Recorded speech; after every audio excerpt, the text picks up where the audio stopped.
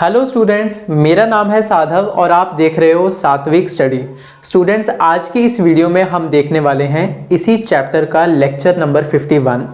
इसके पहले वाले लेक्चर में हमने देखा था एग्जाम्पल नंबर 17 का डिटेल्ड सॉल्यूशन। इस वीडियो में मैं आपको एग्जाम्पल नंबर 19 जो कि एक रिवर बोट प्रॉब्लम है उसका डिटेल्ड सॉल्यूशन बताऊंगा। जो एग्जाम्पल नंबर 18 है वो है आपका होमवर्क, क्योंकि जो लास्ट लेक्चर में मैंने आपको पढ़ाया था एग्जैक्टली उसी के ऊपर बेस्ड है एग्जाम्पल नंबर 18। तो आई होप वो आप होमवर्क में सॉल्व कर पाओगे। ठीक है, तो आज की इस वीडियो में हम देखते हैं एग्जाम्पल नंबर 19 का डिटेल्ड सॉल्यूशन। ये क्वेश्चन बाकी क्वेश्चन से थोड़ा हटके है और इसका लेवल थोड़ा सा हाई है, तो हम इसको बहुत ही डिटेल में समझेंगे और बिल्कुल अच्छे से समझेंगे। तो सबसे पहले क्वेश्चन की स्टेटमेंट को रीड करके उसे समझते हैं। स्टूडेंट्स, आप अपनी स्क्रीन पर एग्जाम्पल नंबर 19 देख पा रहे हैं। आइए उस क्वेश्चन को एक साथ रीड करते हैं। तो मैं यहाँ पर रीड करना शुरू करता हूँ। A boat goes 30 km upstream and 44 km downstream in 10 hours. In 13 hours, it can go 40 km upstream and 55 km downstream. Determine the speed of the stream and that of the boat in still water. ठीक है। So students, I think so आपको इस question का मतलब अच्छे से समझ में नहीं आया, क्योंकि यहाँ पर आपने दो वर्ड्स देखे। पहला वर्ड है अपस्ट्रीम और दूसरा वर्ड है डाउनस्ट्रीम। तो सबसे पहले इन दोनों शब्दों के जो मीनिंग्स हैं हम उनको समझ लेते हैं। ठीक है, तो आइए इसके लिए एक बार बोर्ड पर नजर डालते हैं। सो स्टूडेंट्स, यहाँ पर पहला वर्ड है अपस्ट्रीम और दूसरा वर्ड है डाउनस्ट्रीम। अपस्ट्रीम का मतलब मैंने यहां पर लिखा है, इसको रीड करिए। When boat moves opposite to the direction of flow of water. Students, upstream का क्या मतलब है? जिस डायरेक्शन में आपकी बोट मूव कर रही है ना, उसके अपोजिट डायरेक्शन में पानी फ्लो कर रहा है। ठीक है, when the boat moves opposite to the direction of flow of water, या फिर आप ऐसे कह लीजिए जिस डायरेक्शन में आपका पानी फ्लो कर रहा है उसकी अपोजिट डायरेक्शन में बोट मूव कर रही है। ऐसी सिचुएशन में हम वर्ड यूज करते हैं अपस्ट्रीम। और डाउनस्ट्रीम का मतलब है when boat moves in same direction with stream. और अगर जो पानी है और बोट है वो दोनों सेम डायरेक्शन में मूव कर रहे हैं, तो इस केस में आप वर्ड यूज करेंगे डाउनस्ट्रीम। ठीक है, तो यहां पर दो वर्ड्स हैं, अपस्ट्रीम और डाउनस्ट्रीम। अपस्ट्रीम का क्या मतलब है? अगर पानी आपका इस डायरेक्शन में फ्लो कर रहा है तो बोट उसके अपोजिट डायरेक्शन में मूव करेगी। और डाउनस्ट्रीम कब यूज करोगे? जब पानी और बोट दोनों ही सेम डायरेक्शन में फ्लो कर रहे हैं, दोनों ही सेम डायरेक्शन में मूव हो रहे हैं। ठीक है, तो पहले आपको अपस्ट्रीम और डाउनस्ट्रीम का मतलब समझ में आया। अब क्वेश्चन में क्या गिवन था वो मैं आपको बता देता हूं। तो मैंने यहां पर लिखा है गिवन। स्टूडेंट्स, हमें क्वेश्चन में दो चीजें बताई गई हैं। पहली चीज क्या बोली गई थी? 30 kilometre upstream and 44 kilometre downstream. Students, यहां पर यूपीएसटी का क्या मतलब है? अपस्ट्रीम, जो मैंने आपको यहां पर बताया, और DW मतलब डाउन, ST मतलब स्ट्रीम, तो ये हो गया डाउनस्ट्रीम। तो इस स्टेटमेंट का क्या मतलब है? 30 kilometre upstream and 44 kilometre downstream. मतलब एक बोट 30 किलोमीटर अपस्ट्रीम करती है और 44 किलोमीटर डाउनस्ट्रीम करती है। ऐसा करने में उसको जो टाइम लगता है वो है 10 आवर्स। सिमिलरली वही बोट अगर 40 किलोमीटर अपस्ट्रीम करेगी और 55 किलोमीटर डाउनस्ट्रीम करेगी तो ऐसा करने में उसको टाइम लगेगा 13 आवर्स। ये हमें क्वेश्चन में बोला गया था। ठीक है, अब इसको मैं आपको यहां पर डायग्रामेटिकली समझा देता हूं। तो पहले देखते हैं 30 kilometre upstream and 44 kilometre downstream. तो स्टूडेंट्स, यहां पर मैंने तुम्हारे सामने एक डायग्राम बनाकर रखा है। आप यहाँ पर देख पा रहे हो इस डायग्राम में दो बोट्स हैं, बट स्टूडेंट्स आपकी जानकारी के लिए मैं आपको यहाँ पर बता देता हूँ कि यहाँ पर डायग्राम में तो मैंने दो बोट्स ड्रॉ करी हैं, बट वास्तव में ये एक ही बोट है। ठीक है, मैं आपको बताता हूँ कैसे। ध्यान से देखिए, यहाँ पर बोला 30 kilometre upstream and 44 kilometre downstream. अब स्टूडेंट्स मान लेते हैं कि ये है हमारा इनिशियल पॉइंट। ठीक है, मान लीजिए यहां पर तुम्हारी एक बोट खड़ी है। ठीक है, और तुम यहां पर नोट कर पा रहे हो कि ये जो पानी है, इस पानी की डायरेक्शन क्या है, टुवर्ड्स लेफ्ट। आप लोगों की लेफ्ट साइड की तरफ ये पानी फ्लो हो रहा है इस डायरेक्शन में। सो ये है मेरा इनिशियल पॉइंट। अब स्टूडेंट्स अगर मुझे 30 किलोमीटर अपस्ट्रीम जाना है तो इसका मतलब मेरी जो बोट है वो राइट की तरफ जाएगी 30 किलोमीटर्स। क्यों जाएगी राइट की तरफ? वो इसलिए क्योंकि यहां पर वर्ड यूज किया गया है अपस्ट्रीम। अपस्ट्रीम का मतलब क्या है? अगर पानी आपका लेफ्ट में फ्लो कर रहा है तो बोट उसके अपोजिट डायरेक्शन में मूव करेगी। तो अगर इनिशियली मेरी ये वाली बोट यहां पर प्रेजेंट थी, तो अगर मुझे 30 किलोमीटर अपस्ट्रीम जाना है तो इसका मतलब मुझे इस डायरेक्शन में 30 किलोमीटर्स मूव करने होंगे। तो मैंने यहां पर लिखा 30 किलोमीटर्स और ये वाली डायरेक्शन होगी। Got it? अब बोला गया 44 किलोमीटर डाउनस्ट्रीम। तो पहले हमने 30 किलोमीटर अपस्ट्रीम किया। अब हमारी ये बोट पहले यहां थी तो यहां से यहां पर पहुंच गई। अब यहां से मुझे जाना है 44 किलोमीटर डाउनस्ट्रीम। डाउनस्ट्रीम का क्या मतलब है? उस डायरेक्शन में जाओ जिस डायरेक्शन में पानी फ्लो कर रहा है। तो अगर पानी इस तरफ फ्लो कर रहा है तो ये वाली बोट अब इस डायरेक्शन में मूव करेगी कितना kilometre? According to question 44 kilometre. तो यहां पर स्टूडेंट्स अब ये बोट यहां से मूव करते हुए इस पॉइंट तक आ जाएगी और ये डिस्टेंस होगा 44 किलोमीटर्स। ठीक है स्टूडेंट्स, तो पहले 30 किलोमीटर अपस्ट्रीम करा और फिर 44 किलोमीटर डाउनस्ट्रीम करा। और ये दोनों काम करने में, मतलब पहले 30 किलोमीटर अप और फिर 44 किलोमीटर डाउन, ऐसा करने में कितना टाइम लगा? 10 आवर्स का टाइम लगा। ठीक है स्टूडेंट्स, अप स्ट्रीम और डाउन स्ट्रीम को मिलाकर आपको ये टाइम गिवन है। Got it? आगे देखते हैं। और दूसरे केस में बोला गया था 44 kilometre up stream and 55 kilometre down stream. तो इसका मतलब यहां पर क्या हुआ होगा स्टूडेंट्स? पहले इनिशियल पॉइंट से मुझे जाना होगा 40 किलोमीटर टुवर्ड्स राइट, मतलब 40 किलोमीटर अपस्ट्रीम करना होगा। तो मैंने यहां पर लिखा 40 किलोमीटर।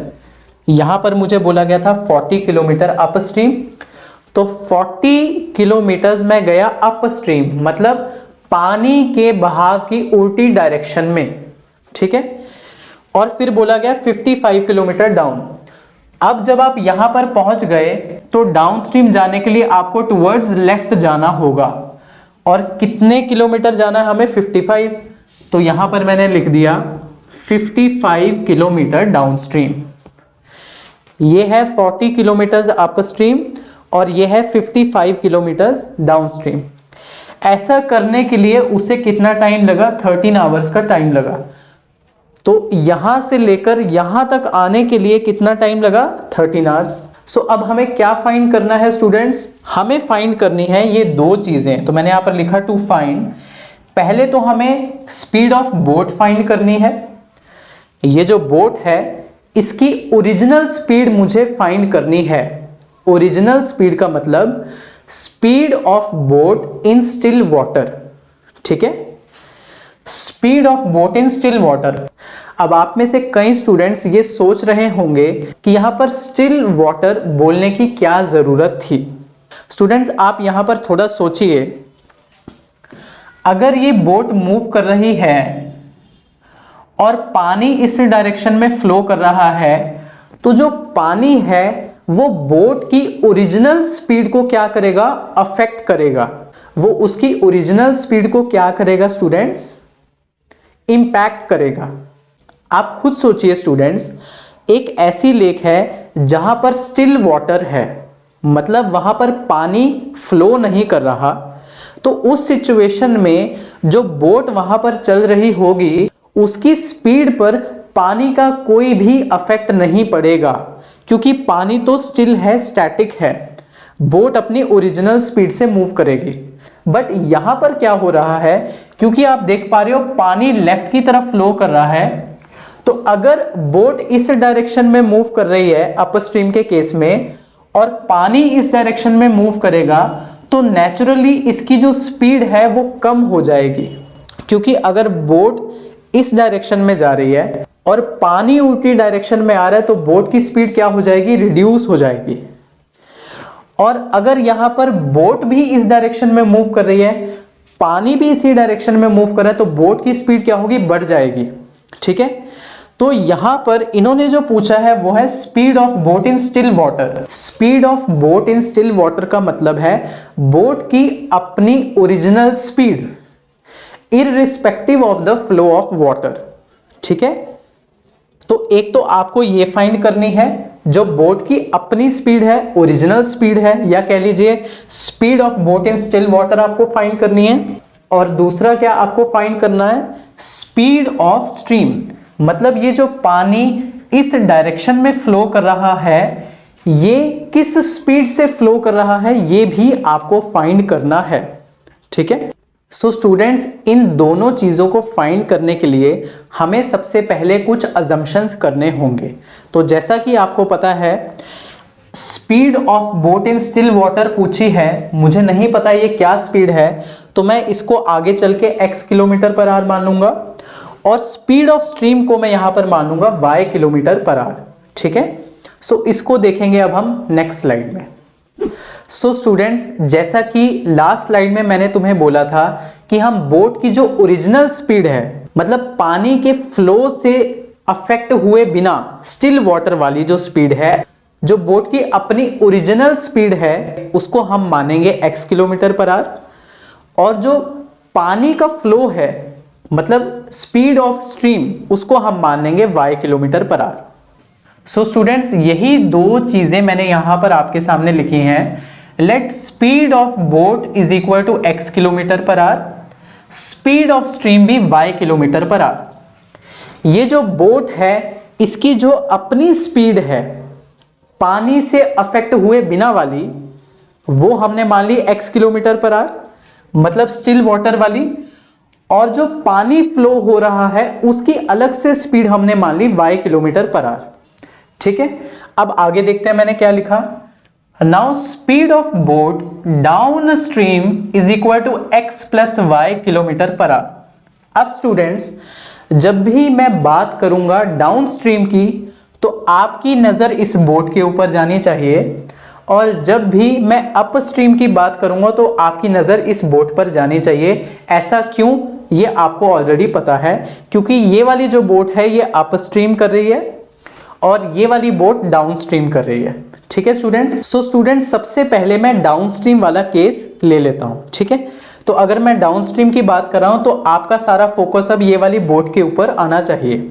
तो स्टूडेंट्स, आप मुझे एक बात बताओ, अगर इस बोट की अपनी जो ओरिजिनल स्पीड है उसको हमने यहां पर x माना है और पानी की स्पीड को y माना है, तो अगर इस बोट की स्पीड है x, अगर इस बोट की स्पीड है x किलोमीटर पर आवर, और क्योंकि पानी भी इसी डायरेक्शन में मूव कर रहा है, क्योंकि ये डाउनस्ट्रीम वाला केस है, तो पानी की भी स्पीड इस तरफ है और वो हमने क्योंकि मानी है y किलोमीटर पर आवर, तो क्या आप देख पा रहे हो कि डाउन स्ट्रीम के केस में टोटल स्पीड बनेगी x plus y kilometre per hour.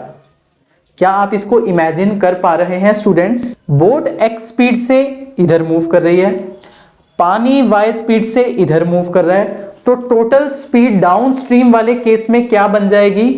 x plus y kilometre per hour. तो यही चीज मैंने तुम्हारे सामने यहां पर लिखी, speed of boat down stream, मतलब बोट की स्पीड डाउन स्ट्रीम वाले केस में क्या बनेगी? x plus y kilometre per hour, x plus y kilometre per hour. ठीक है, अब अगर मैं आपसे पूछूं अप स्ट्रीम वाले केस में बोट की स्पीड क्या होगी? क्योंकि मैंने आपको अप स्ट्रीम बोला तो आपका फोकस इसके ऊपर जाना चाहिए। तो स्टूडेंट्स आप देखो यहां पर ये जो बोट है ये तो x स्पीड से इधर मूव कर रही है, बट ये जो पानी है वो लेफ्ट की तरफ फ्लो कर रहा है y स्पीड से, क्योंकि हमने यहां पर बोट की स्पीड x मानी और पानी के बहाव की स्पीड को क्या माना? y। तो जो नेट स्पीड होगी अप स्ट्रीम वाले केस में वो होगी x माइनस वाई। यहां पर x और y ऐड हो गए क्योंकि ये दोनों सेम डायरेक्शन में थे, और क्योंकि यहां पर बोट और पानी अपोजिट डायरेक्शन में है तो यहां पर जो स्पीड्स हैं वो क्या हो जाएंगी? सब्ट्रैक्ट हो जाएंगी। ये आपको ध्यान रखना है।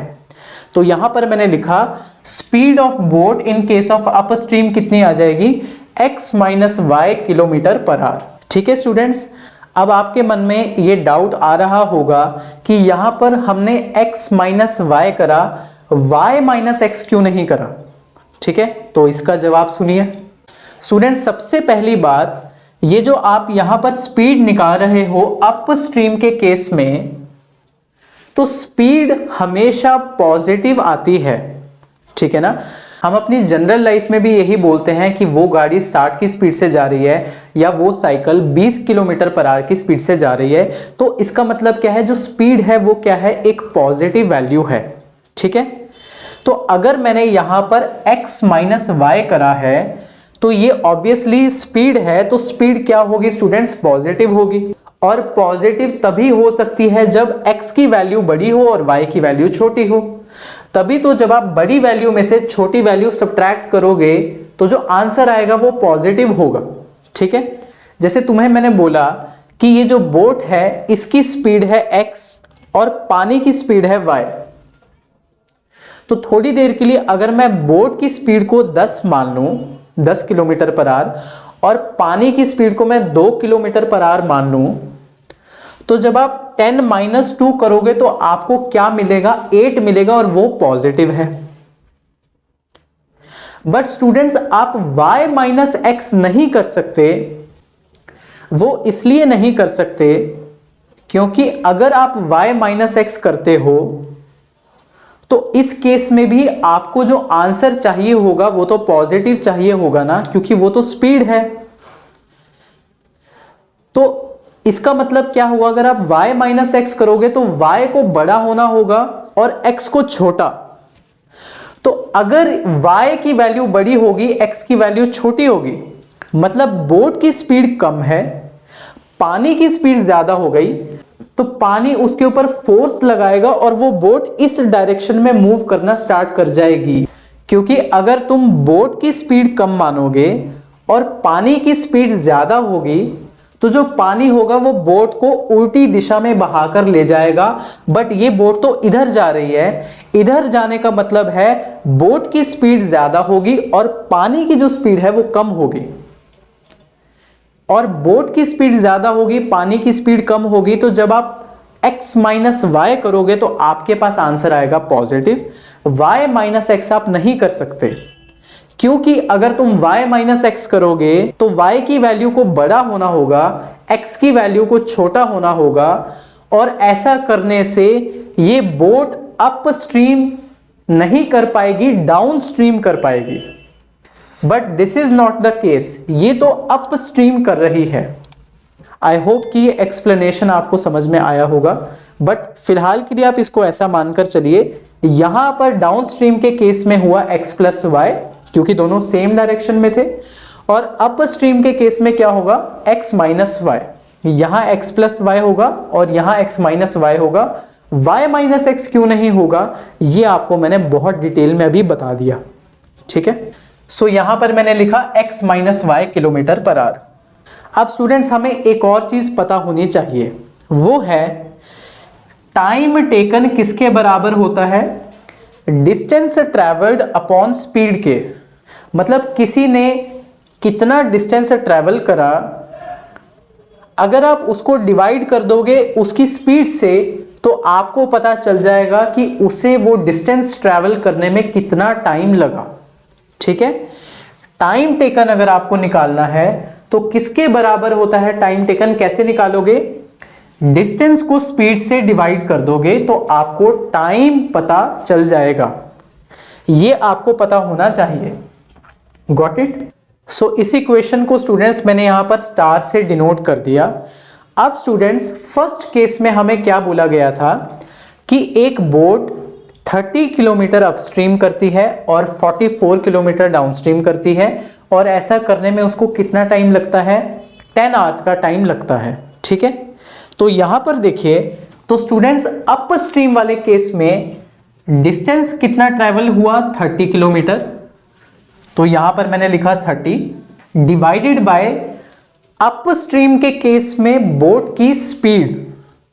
बोट की स्पीड अपस्ट्रीम वाले केस में कितनी है? x minus y. तो मैंने यहां पर डिवाइड कर दिया x माइनस वाई। ठीक है, तो ये क्या है students? Distance upon speed. Distance upon speed. तो अगर आप डिस्टेंस को स्पीड से डिवाइड कर दोगे तो आपके पास क्या आ गया? टाइम टेकन आ गया। मतलब इनिशियल पोजीशन से 30 किलोमीटर अपस्ट्रीम जाने तक उसको कितना टाइम लगा?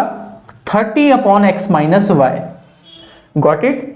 सिमिलरली अब जब बोट 44 किलोमीटर डाउनस्ट्रीम करती है, मतलब 44 किलोमीटर डिस्टेंस ट्रैवल करती है डाउन स्ट्रीम, तो यहां पर मैंने लिखा 44 डिवाइडेड बाय स्पीड, और डाउन स्ट्रीम के केस में स्पीड कितनी आ जाएगी? x प्लस वाई, जो हमने यहां पर लिखा था। तो मैंने यहां पर लिखा x प्लस वाई। अगेन ये है डिस्टेंस, ये है स्पीड। डिस्टेंस को स्पीड से डिवाइड करोगे तो आपके पास क्या आ गया यहां पर? टाइम। मतलब 44 किलोमीटर डाउनस्ट्रीम करने के लिए उसको कितना टाइम लगा? ये टाइम लगा। अब ये क्या है? 30 किलोमीटर अपस्ट्रीम करने के लिए टाइम, और ये क्या है? 44 किलोमीटर डाउनस्ट्रीम करने के लिए लगने वाला टाइम। और ये टोटल करने में कितना टाइम लगा? 10 घंटे क्वेश्चन में गिवन है। तो यहां पर दिस प्लस दिस किसके बराबर होगा? 10। अपस्ट्रीम में लगने वाला टाइम प्लस डाउनस्ट्रीम में लगने वाला time is equal to 10, is equal to 10 hours. ठीक है, तो ये था हमारा फर्स्ट केस, और उसके अकॉर्डिंग हमारे पास ये फर्स्ट इक्वेशन आ गई। और ये जो स्टूडेंट्स मैंने रेशियो लिया है, ये मैंने इस इक्वेशन का यूज करते हुए लिखा है। ठीक है, डिस्टेंस को स्पीड से डिवाइड कर रहे हैं, तो यहां पर मेरे पास टाइम आ रहा है। आई होप कि आपको फर्स्ट इक्वेशन फॉर्म करने में कोई भी डाउट नहीं आया होगा। इसी तरह से मैं सेकंड इक्वेशन फॉर्म कर देता हूं। सिमिलरली अब हम यहां पर सेकंड केस का डिस्कशन करते हैं। सेकंड केस में हमें बोला गया था 40 किलोमीटर अपस्ट्रीम, 55 किलोमीटर डाउनस्ट्रीम, और ऐसा करने के लिए जो टाइम लगा था वो था 13 आवर्स। तो मैं यहां पर इक्वेशन फॉर्म करता हूं। तो पहले अपस्ट्रीम वाला पोर्शन कंसीडर करते हैं। ठीक है, तो यहां पर देखिए डिस्टेंस कितना ट्रैवल हुआ है? 40। तो मैंने यहां पर लिखा 40 अपॉन अपस्ट्रीम की बात हो रही है, तो यहां पर अपस्ट्रीम वाली स्पीड से डिवाइड करोगे, वो है x माइनस वाई। तो यहां पर मैंने लिख दिया x माइनस वाई। ये जो मेरे पास टाइम आया, ये कौन सा टाइम आया? अपस्ट्रीम जाने के लिए। सिमिलरली अब डाउनस्ट्रीम की बात करते हैं। डाउनस्ट्रीम में कितना डिस्टेंस कवर किया बोट ने? 55। तो यहां पर मैंने लिखा 55 divided by speed of the boat in case of downstream, और वो स्पीड हमने कितनी निकाली थी? x plus y. तो मैंने यहां पर किससे डिवाइड कर दिया? x प्लस वाई से। तो ये है अपस्ट्रीम जाने के लिए टाइम, और ये है डाउनस्ट्रीम में जाने के लिए टाइम, और ये टोटल टाइम कितना है? 13 घंटे। मतलब ये total time upstream plus downstream का टोटल टाइम ये किसके बराबर है? 13 के। सो ये हमारे पास आ गई सेकेंड इक्वेशन। ठीक है स्टूडेंट, अब क्योंकि हमें x और y फाइंड करने हैं, तो x और y में हमारे पास दो इक्वेशंस होनी चाहिए, और वो हमारे पास आ चुकी हैं। अब हम इन दोनों इक्वेशंस को आपस में सॉल्व करेंगे और फाइनली x और y की वैल्यू निकाल लेंगे। अब स्टूडेंट्स आपको प्रीवियस लेक्चर की नॉलेज यहाँ पर यूज करनी होगी, क्योंकि आप देख पा रहे हो ये दोनों इक्वेशंस नॉन लीनियर हैं, ये दोनों इक्वेशंस लीनियर नहीं है। क्यों लीनियर नहीं है, मैंने आपको प्रीवियस लेक्चर में बताया था, क्योंकि यहाँ पर जो मेरे वेरिएबल्स हैं x और y, ये कहाँ पर प्रेजेंट है, डिनोमिनेटर में प्रेजेंट है, ठीक है। और मैंने आपको बताया था यदि ऐसा होगा तो हम सब्स्टिट्यूट करके इस इक्वेशन को पहले लीनियर बनाएंगे और फिर उसे सॉल्व करेंगे, और फिर हम एलिमिनेशन मेथड का यूज करके हम फाइनल आंसर निकाल पाएंगे। अब ये देखेंगे स्टूडेंट्स हम नेक्स्ट स्लाइड में। सो स्टूडेंट्स, लास्ट स्लाइड में हमने जो दो इक्वेशंस फॉर्म करी थी, अब हम उनको सॉल्व करना स्टार्ट करेंगे। मैंने आपको ये बताया था कि वो दोनों इक्वेशंस नॉन लीनियर हैं। लास्ट लेक्चर में भी हमने डिस्कस किया था किस तरह से नॉन लीनियर इक्वेशंस को हम हैंडल करते हैं। हम क्या करेंगे students, in non linear equations को सॉल्व करने के लिए हम कुछ सुटेबल सब्स्टिट्यूशंस करेंगे। तो वो कैसे करेंगे ये अभी हम देखने वाले हैं, तो आइए देखते हैं। सो स्टूडेंट्स, लास्ट स्लाइड में जो हमने फर्स्ट इक्वेशन देखी थी ना, उसको मैंने यहाँ पर थोड़ा सा चेंज करके लिखा है। उसमें से मैंने 30 को अलग कर दिया और 1/x-y अलग करा। सिमिलरली 44 और 1/x+y को अलग अलग करके लिख लिया, ठीक है। तो ये इक्वेशन कहां से आई है, फ्रॉम फर्स्ट इक्वेशन, जो कि मैंने लास्ट स्लाइड में आपको बताई थी। सिमिलरली लास्ट स्लाइड में जो हमने सेकंड इक्वेशन लिखी थी, उसमें से मैंने 40 और 55 को बाहर लिख दिया है, बाकी सब कुछ एज इट इज है, ठीक है। अब स्टूडेंट्स हम क्या सब्स्टिट्यूट करेंगे, आप समझ गए होंगे। अगर मैं इस 1/x-y को p मान लूं और इस 1/x+y को q मान लूं, तो मैंने यहां पर लिखा put 1/x-y is equal to p और 1/x+y is equal to q। तो आइए ऐसा करके देखते हैं। तो जहां जहां 1/x-y है वहां पर आपको p लिखना है, और जहां 1/x+y है वहां आपको q लिखना है। तो जब आप ऐसा करोगे तो आपके पास ये दोनों इक्वेशंस आ जाएंगी। 30p + 44q is equal to 10, ये आ गई। 40p + 55q is equal to 13, वो यहां पर आ गई, ठीक है स्टूडेंट्स। अब आप देख पा रहे हो ये दोनों इक्वेशंस तो लीनियर नहीं थी, क्योंकि यहां पर जो वेरिएबल्स हैं वो यहां पर डिनोमिनेटर में थे। बट ये जो दोनों इक्वेशंस अब हमारे पास आ गई हैं, जिसको कि मैंने इक्वेशन नंबर 3 और 4 बोला है, ये दोनों लीनियर है, क्योंकि यहां पर जो वेरिएबल्स हैं उनकी पावर है 1, ठीक है। और लीनियर इक्वेशंस इन 2 वेरिएबल्स को हमें सॉल्व करना आता है। हम कैसे सॉल्व करेंगे, हम एलिमिनेशन मेथड यहां पर अप्लाई कर देंगे। हम एलिमिनेशन मेथड को अप्लाई करके हमारा आंसर निकाल लेते हैं। तो आइए यही करते हैं। तो स्टूडेंट्स, मैंने यहाँ पर लिखा नहीं है, बट मैं आपको बता रहा हूं। मैंने थर्ड इक्वेशन को 4 से मल्टीप्लाई करा और फोर्थ इक्वेशन को मैंने यहाँ पर 3 से मल्टीप्लाई करा, ताकि p वाली जो टर्म्स हैं उनका कोएफिशिएंट सेम हो जाए और उनको मैं अल्टीमेटली एलिमिनेट कर दूं, ठीक है। तो यहाँ पर जब आप इस इक्वेशन को 4 से मल्टीप्लाई करोगे तो आपके पास आएगा 120p + 176q is equal to 40। अगर आप इस इक्वेशन को 3 से मल्टीप्लाई करोगे तो आपके पास आएगा 120p + 165q is equal to 39। Got it. अब स्टूडेंट्स, आप देख पा रहे हो, अगर मैं इन दोनों इक्वेशंस को सब्ट्रैक्ट कर दूंगा तो ये p एलिमिनेट हो जाएगा, ठीक है। तो अब मैंने क्या किया, इन दोनों इक्वेशंस को सब्ट्रैक्ट करा, और क्योंकि मैं इस इक्वेशन को सब्ट्रैक्ट कर रहा हूं तो इसमें आने वाली सभी टर्म्स का साइन मैं क्या करूंगा, अपोजिट करूंगा। तो ये है +120p, ये बन गया माइनस का, ये प्लस माइनस, और ये +39 बन गया -39। अब 120p और 120p कैंसिल हो गया, ये हो गया 0, एलिमिनेट हो गया। 176 में से जब आप 165 सब्ट्रैक्ट करोगे तो आपके पास बचेगा 11q, और 40 - 39 ये आ जाएगा 1, और यहां से q की वैल्यू मेरे पास आ गई 1/11।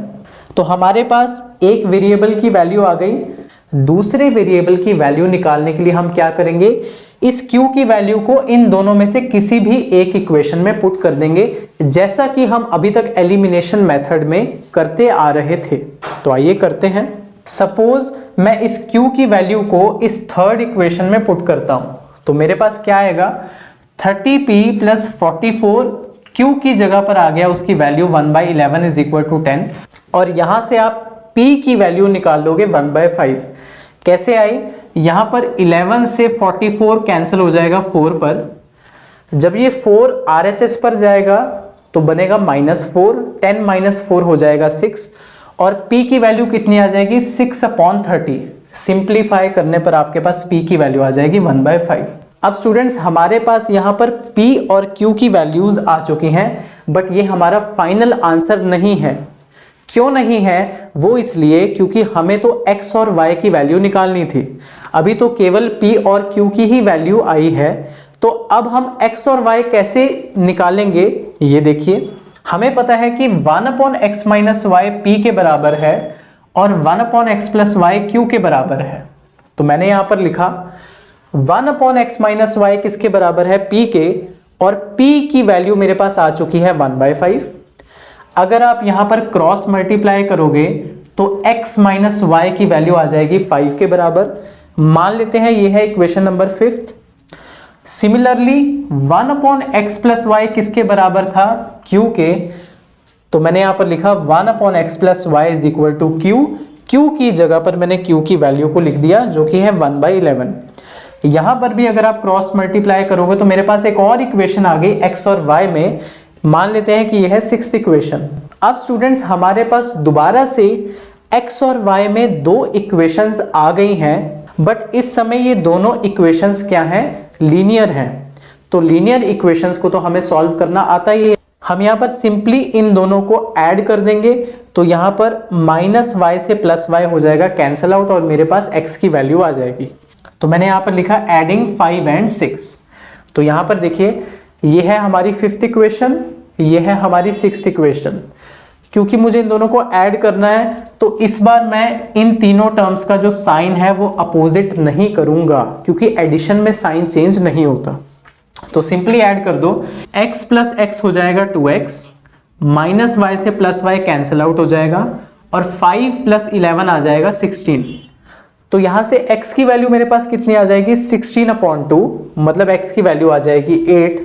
सिमिलरली अगर मैं इस x की वैल्यू को इन दोनों में से किसी इक्वेशन में पुट करूंगा तो बचे हुए वेरिएबल y की भी वैल्यू आ जाएगी। तो यहां पर देखिए सपोज मैं इस x की वैल्यू को 5th इक्वेशन में पुट करता हूं, तो यहां पर मेरे पास क्या बनेगा, 8 - y = 5।